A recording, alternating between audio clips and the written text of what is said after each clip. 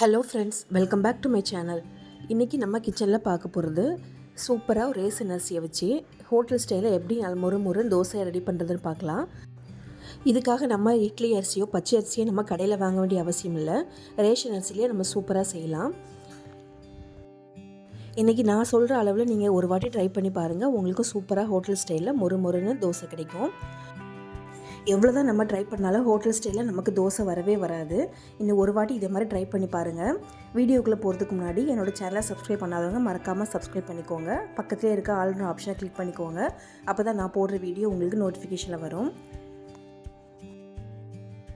வாங்க இப்போ இந்த தோசைக்கு தேவையான அரிசி நம்ம ஊற வச்சு எடுத்துக்கலாம். அதுக்கு ஃபஸ்ட்டு நான் இன்றைக்கி 2 கப் அளவுக்கு பச்சரிசி எடுத்திருக்கேன். ரேஷன் பச்சரிசி தான் எடுத்திருக்கேன். நீங்கள் எந்த கப்பில் அளக்குறீங்களோ அந்த கப்லேயே எல்லாத்தையும் நீங்கள் அளந்து எடுத்துக்கோங்க. நான் இன்றைக்கி 2 கப் அளவுக்கு அரிசி எடுத்திருக்கேன். அதில் 1/4 கப் அளவுக்கு உளுந்து சேர்த்துக்கோங்க. கூடவே 1/4 கப் அளவுக்கு கடலைப்பருப்பு சேர்த்துக்கலாம். இது கூட 1/2 ஸ்பூன் அளவுக்கு வெந்தயம் சேர்த்துக்கோங்க. தோசைக்கு ரொம்ப முக்கியமானது இந்த கடலைப்பருப்பு தாங்க. கண்டிப்பாக மிஸ் பண்ணாமல் சேர்த்துக்கோங்க. இது கூடவே 1/2 கப் அளவுக்கு அவல் எடுத்துக்கோங்க. இந்த அவல் நீங்கள் அரைக்கிறதுக்கு ஒரு 10 நிமிஷத்துக்கு முன்னாடி நீங்கள் ஊற வச்சு சேர்த்தா போதும். நான் இன்றைக்கி இந்த மாதிரி மெல்லிசான அவல் தான் எடுத்திருக்கேன். இப்போ பாருங்கள், ஒரு 4-5 வாட்டி நல்லா கழுவிட்டு எடுத்திருக்கேன்.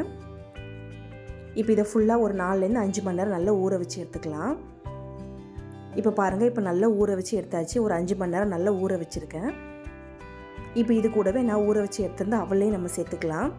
ஒரு 10 நிமிஷம் மட்டும் தான் ஊற வச்சுருந்தேன். இதை இப்போ நம்ம கிரைண்டரில் போட்டு நல்லா அரைச்சி எடுத்துக்கலாம்.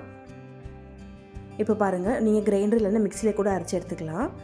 இப்போ பார்த்தீங்கன்னா ரொம்ப நைஸாக இல்லாமல் கொஞ்சமாக கொரகொரப்பாக இருக்கிற மாதிரி அரைச்சி எடுத்துக்கோங்க. அப்போ தான் தோசை உங்களுக்கு நல்ல முறுமுறுப்பாக வரும். இப்போ பார்த்தீங்கன்னா லேசாக ரவை பதத்தில் இருக்கும். இந்த மாதிரி அரைச்சி எடுத்துக்கோங்க. இப்போ இது கூட தேவையான அளவுக்கு உப்பு சேர்த்துட்டு நல்லா அடித்து கலந்து எடுத்துக்கலாம். நல்லா கையடிச்சு இந்த மாதிரி நல்லா கலந்து எடுத்துக்கோங்க. அப்போ தான் உங்களுக்கு சீக்கிரமாக புளிச்சு வரும்.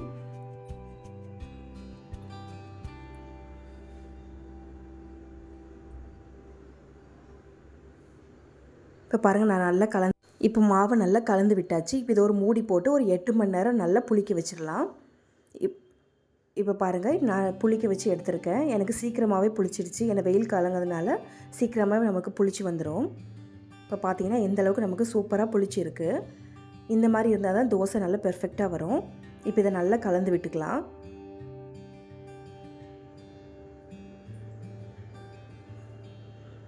இப்போ இதில் நம்ம தேவையான அளவுக்கு தண்ணி ஊற்றிட்டு நல்லா தோசை மாவு பதத்துக்கு நல்லா கலந்து எடுத்துக்கோங்க.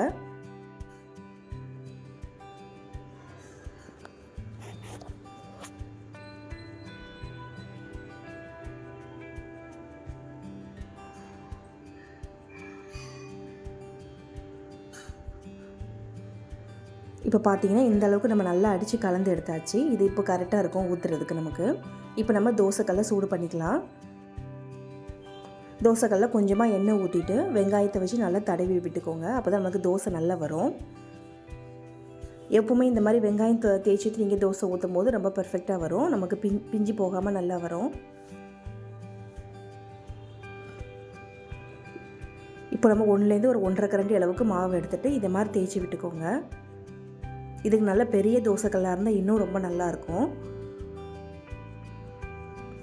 இப்போ இந்த மாதிரி நல்ல மெல்லிசாக தேய்ச்சி விட்டுட்டு தேவையான அளவுக்கு எண்ணெய் ஊற்றிக்கோங்க.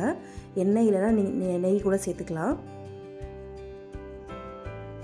நெய் சேர்த்துட்டு இப்போ ஒரு நிமிஷம் நல்லா வெந்து வரட்டும். இப்போ மேலே நம்ம விட்டுருக்க எண்ணெய் நல்லா இந்த மாதிரி கரண்டி வச்சு நல்லா இப்படி தேய்ச்சி விடுங்க. அப்போ தான் எல்லா இடத்துலையும் சமமாக நமக்கு பரவி வரும். இப்போ உங்களுக்கே பார்த்தது தெரியும், ஓரத்தில் நல்லா ப்ரௌன் ஆகி வந்திருக்கு. இப்போ இந்த சமயத்தில் திருப்பி போட்டுக்கோங்க. திருப்பி போட்டு மறுபடியும் ஒரு நிமிஷம் நல்லா முறுமுறுன்னு ஆற அளவுக்கு வேக வச்சு எடுத்துக்கலாம். பாருங்கள், சூப்பராக நமக்கு ப்ரௌன் கலரில் சூப்பராக நமக்கு தோசை ரெடி ஆகிடுச்சு. அவ்வளோதாங்க, நம்மளோட முறு தோசை ரெடி ஆகிடுச்சு. ரேஷன் அரிசிலே சூப்பராக நம்ம பர்ஃபெக்டாக ஒரு தோசை ரெடி பண்ணியாச்சு. இது கண்டிப்பாக நீங்கள் ட்ரை பண்ணி பாருங்கள். இப்போ வாங்க அடுத்தது நம்ம ஈஸியாக புட்டு எப்படி செய்கிறதுன்னு பார்க்கலாம். இதுக்காக நம்ம மாவு தனியாக அரைச்சி செய்யணும் அப்படின்னு அவசியம் இல்லை. இப்போ இந்த மாதிரி கடைகளில் ரெடிமேட்லேயே நமக்கு கிடைக்கிது. டபுள் ஹார்ஸ் பிராண்டில் வந்து சூப்பராக நமக்கு புட்டு பொடி கிடைக்கிது. அதில் நீங்கள் 1 கப் அளவுக்கு நீங்கள் எடுத்துக்கோங்க. இப்போ இந்த புட்டு மாவு கூட கொஞ்சமாக உப்பு சேர்த்துக்கோங்க. ஒரு 1/2 ஸ்பூன் அளவுக்கு உப்பு சேர்த்துட்டு நல்லா கலந்து விடுங்க.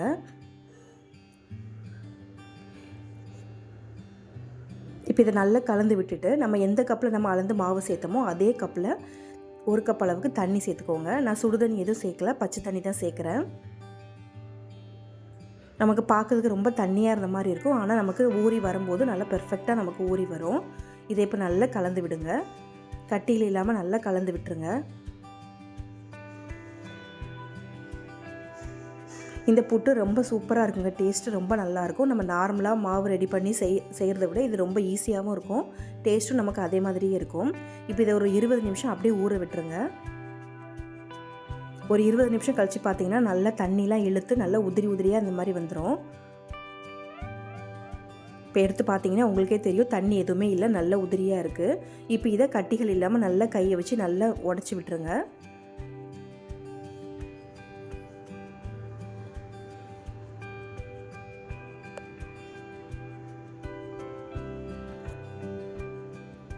இதே பிராண்ட்லேயே உங்களுக்கு பச்சை அரிசி வழியும் உங்களுக்கு புட்டு பொடி கிடைக்கும். அது கூட ரொம்ப நல்லாயிருக்கும். இப்போ இதை நம்ம வந்து வேக வச்சு எடுத்துக்கலாம். இட்லி குக்கரில் தண்ணி ஊற்றிட்டு இந்த மாதிரி நல்லா கொதி வந்ததும் நம்ம எடுத்து வச்சுருக்க புட்டு மாவை இதில் சேர்த்துக்கலாம். நீங்கள் புட்டு மாவு கூட தேவையான அளவுக்கு தேங்காய் துருவல் சேர்த்துக்கோங்க. தேங்காய் நீங்கள் எவ்வளோ வேணாலும் சேர்த்துக்கலாம், ரொம்ப நல்லாயிருக்கும். சேர்த்துட்டு இப்போ இது ஒரு மூடி போட்டு ஒரு 5 நிமிஷம் மட்டும் வேக விட்டுருங்க போதும். ரொம்ப நேரம் வேக வைக்கணும் அவசியம் இல்லை. 5 நிமிஷத்துலேயே உங்களுக்கு நல்லா வெந்து வந்துடும். இப்போ பாருங்கள், ஒரு 5 நிமிஷம் கழித்து நான் பார்க்குறேன்.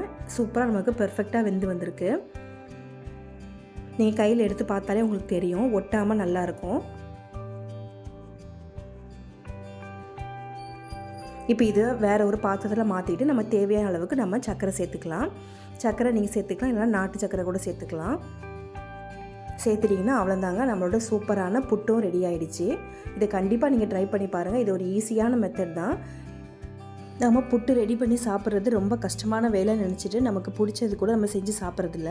இந்த மாதிரி நீங்கள் ரெடிமேடில் கிடைக்கிறத கண்டிப்பாக வாங்கி ட்ரை பண்ணி பாருங்கள். டேஸ்ட்டும் ரொம்ப சூப்பராக இருக்கும். என்னோடய வீடியோ உங்களுக்கு பிடிச்சதுன்னா மறக்காமல் லைக் பண்ணி ஷேர் பண்ணுங்கள். தேங்க்ஸ் ஃபார் வாட்சிங்.